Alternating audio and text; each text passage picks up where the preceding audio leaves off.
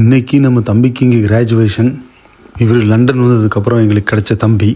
இந்த ட்ரெயின் ஸ்ட்ரைக்கை வச்சுட்டு எப்படி டாக்ஸிலே போகலான்னு முடிவு பண்ணி கிளம்பிட்டோம். கிராஜுவேஷன் செரிமனின்னு சொல்லி எல்லாமே காசை பிடுங்குறாங்க. அதாவது நமக்கு டிக்கெட்டு கொடுத்து தான் நாங்களும் போகணும். அதே மாதிரி இந்த கோட்டுக்கு காசு, ஃபோட்டோ கம்பல்சரி ஒன்று எடுத்தாகணும், அதுக்கும் காசு. போகிறவங்களுக்கு ஒரு தண்ணி பாட்டில் கூட அவங்க ஃப்ரீயாக கொடுக்கறதில்ல. ஒரு வவுச்சர்னு ஒன்று கொடுக்குறாங்க 5 பவுண்டுக்கு. ஆனால் வாங்குறது எல்லாமே 10 பவுண்டுக்கு தான் கிடைக்கிது. சும்மா பாவலா. சுற்றி பார்த்தா மினி இந்தியா மாதிரி இருந்தது. அதுவும் மெயினாக தெலுங்கு, தமிழ், மலையாளம் அதுதான் அதிகமாக கேட்டுச்சு. ஒழுங்காக வெளில வர்றதில் பிளான் பண்ணல. அதில் பல பேர் மழை வந்து மழையில் நனைஞ்சிட்டாங்க. யூகேவை பொறுத்த வரைக்கும் இந்த ஸ்டூடெண்ட்டாக வரவங்க மோஸ்ட் ஆஃப் த பீப்புள் வந்து பார்ட் டைம் பார்த்து தான் அவங்க ஃபீஸுக்கு இதுக்கெல்லாம் மேனேஜ் பண்ணணும். இல்லை அட்லீஸ்ட் ரூம் ரெண்ட்டுக்காச்சும் பார்ட் டைம் பார்த்தா மட்டும்தான் கட்டுப்படி ஆகும். பட் அதுவே பார்ட் டைம் ஜாப் கிடைக்கிறதே ரொம்ப ரொம்ப டஃப்பாக இருக்குது. அண்ட் ஃபுல் டைம் ஜாபுக்கு இப்போ அவங்க த்ரெஷ்ஹோல்டு இன்க்ரீஸ் பண்ணதுனால இன்னுமே ரொம்ப காம்படேட்டிவ் ஆகிடுச்சு. எல்லாருக்கும் கொடுக்க ஆரம்பிச்சிட்டாங்க. அவங்க நிற்கிறான்.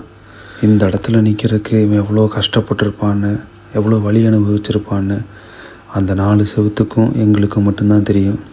அவன் வீட்டில் இருக்கவங்களுக்கு கூட தெரியாது. இதில் ஒவ்வொருத்தவங்க ஒரு டைப்பாக வந்து வாங்கிட்டு போனாங்க. பல பேர் செல்ஃபியெல்லாம் எடுத்தாங்க. திடீர்னு பார்த்தா ஒருத்தர் காலில் விழுந்தெல்லாம் எடுத்தார். அதில் திடீர்னு ஒரு புல்லரிக்கிற மூமெண்ட்டு. ஒருத்தர் வந்து அப்படியே நம்ம கொடியை விரித்து அப்படி நின்னோன்னே என்னமோ தெரில, இந்த நாட்டில் திடீர்னு நம்மளோட கொடியை பார்க்கும்போது ஒரு பயங்கரமாக ஒரு உணர்ச்சி.